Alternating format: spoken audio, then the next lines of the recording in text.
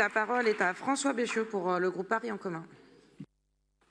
Madame la maire, mes chers collègues, au lendemain de la journée internationale sur la protection internationale des droits des migrants et leurs familles, il me paraissait important d'intervenir sur cette délibération et bien sûr, j'irai dans le sens de mes collègues de la majorité, Geneviève Garrigos, Laurent Sorel, Raphaël Primet.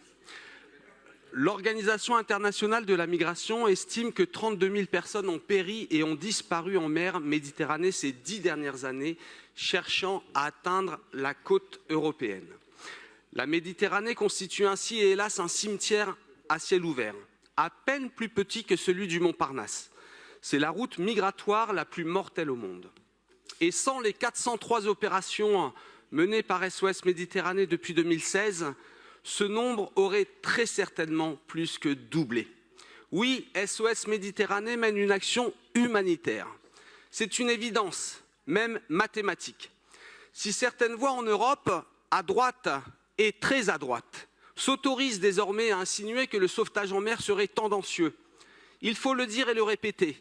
Le problème n'est pas du côté des courageuses et humaines actions de SOS Méditerranée, mais dans leur propre camp.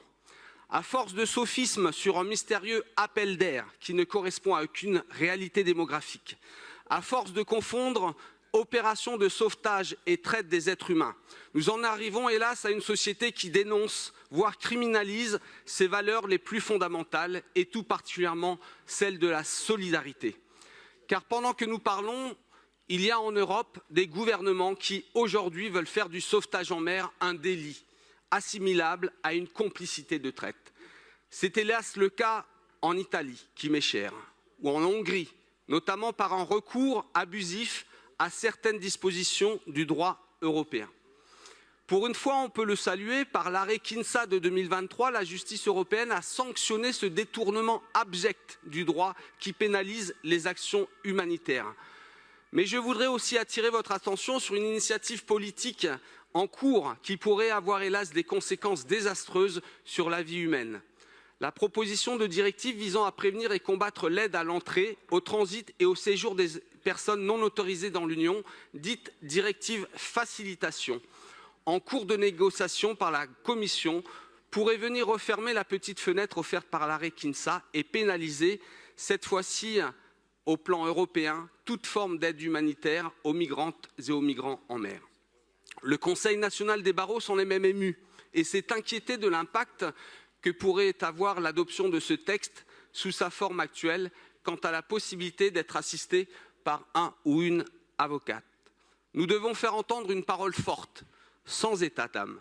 Les valeurs fondamentales doivent vivre, elles ne doivent pas être la variable d'ajustement de reflux xénophobes d'où qu'ils viennent. Par notre vote, aujourd'hui, nous entendons soutenir SOS Méditerranée et faire entendre la voix de la solidarité, de l'entraide, de la dignité, celle que Paris porte depuis des années avec fierté en France, en Europe. Nous entendons poursuivre notre mobilisation ensemble avec SOS Méditerranée, avec toutes les associations qui le souhaitent, pour rejeter la criminalisation de l'aide humanitaire. Je conclurai par ces quelques mots issus d'une formidable vidéo de soutien aux migrantes et migrants réalisée en 2019 par des habitantes et habitants de Naples, avec le soutien du maire de l'époque, mon ami Luigi De Magistris. Cela ne plaira peut-être pas aux quelques collègues de droite qui ont protesté à la dernière séance lorsque j'ai cité Pier Paolo Pasolini en italien puis en français autour du 70e anniversaire du jumelage entre Paris et Rome. Soutenant avec force et détermination migrantes et migrants arrivés sur leur côte, ces habitantes et habitants de Naples concluaient leur vidéo par ces mots qu'il faut bien sûr resituer dans le contexte italien et napolitain. Siamo cristiani o siamo besti? Sommes-nous chrétiens ou sommes-nous des bêtes? Et j'ajoute en sous-entendu des bêtes sauvages, car je défends aussi la cause animale. À celles et ceux qui ont peur de l'autre, de tout, de rien, du partage, je vous le dis sereinement, mais déterminé. Notre universalisme doit se forger dans la diversité des cultures, des genres, des croyances, des apparences.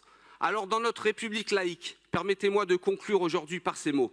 Soutenons ensemble SOS Méditerranée. Soyons tout simplement justes et humains. Je vous remercie. Merci beaucoup, Monsieur Béchot.